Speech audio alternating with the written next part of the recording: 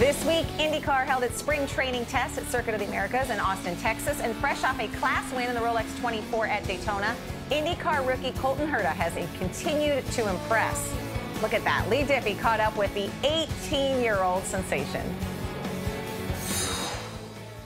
Well, guys, how's this for a scenario? You're 18 years old. You go to the Rolex 24 at Daytona for the very first time, racing a factory BMW. You win. You get a free Rolex wristwatch. Then you come to an IndyCar test here at Circuit of the Americas, and for the first 3 sessions, you are quickest. Kind of sounds like a dream, doesn't it? But it's reality for Harding Steinbrenner's Colton Herta. That's a pretty good start to the year. Yeah, not bad. I know we're kind of taking it in strides and, you know, obviously super happy with the work that the boys have done. We weren't sure if the car was going to get here in time for this test. They worked day and night to get it ready and got it shipped off in time, and we're here and we're running well. You I don't want to say so easily, but you could have been the Indy Lights champion last year. You had a great scrap with Pato Award. You ended up finishing runner-up in that. You made your NTT IndyCar Series debut at Sonoma last year. That was a bit of a rough run, you know, back in the pack. What's the transition been like? And then you're sitting atop the field. I know it's only testing, but how is everything coming together? Yeah, I think, you know, based on Sonoma, I kind of knew what to expect from the car. Obviously, Sonoma's no easy track to jump into an Indy car, but coming into this race or test, we kind of knew what to expect. I knew what to expect from the car, having driven it before, and that was a big game changer. A lot more runoff, a lot more area for mistake, unlike Sonoma, so you can be a bit more bold, and that's kind of what I've been trying. It's a pretty amazing story, guys. At 18 years of age, this has been an incredible start to the year for Colton Herta. The only way it gets better is that he turns up to the opening race of the 2019 NTT IndyCar season at St. Petersburg in Florida, which you'll see right here on NBCSN on March 10, and wins. We'll see if he can do that.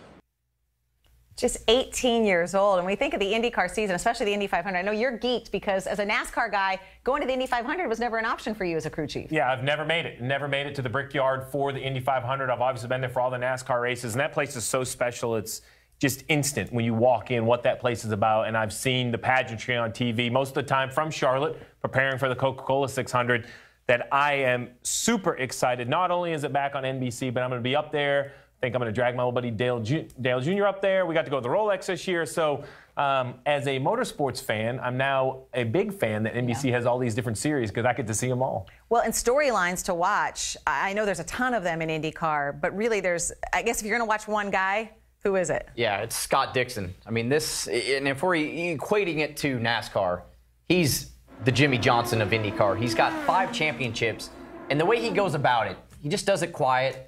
He's not loud about it. He doesn't go out there and ruffle feathers. He just goes and does his job every time he's on the racetrack. And whether Ganassi's at their best or they're not very good, he somehow gets that car to the front. And it's just so impressive. And, you know, his nickname's the Iceman because that's really what he is. And, you know, he's just honestly underrated. I mean, it's hard to say that, but I always felt like Jimmy Johnson's the same way. 7-time champ. It's underrated. What he does in the IndyCar Series to have 5 championships and be the guy every year there is so impressive to me. Yeah, well, I was able to go to the Rolex. You and I were down there, and I spent some time with Dixon, both the media day and then again during the race. And that's exactly what came across. Very unassuming. We point blank asked him, you know, what's your role in this car? And remember, this is a guy that goes and wins IndyCar championships and Indy races. And he said, and I'm going to use a cleaner version of the quote, I just don't mess it up for the other 2. and that's really, think about that. Someone who is at the absolute top in their game, in their series, to come over there, humbly take the 3rd driver role, I think says a lot about him.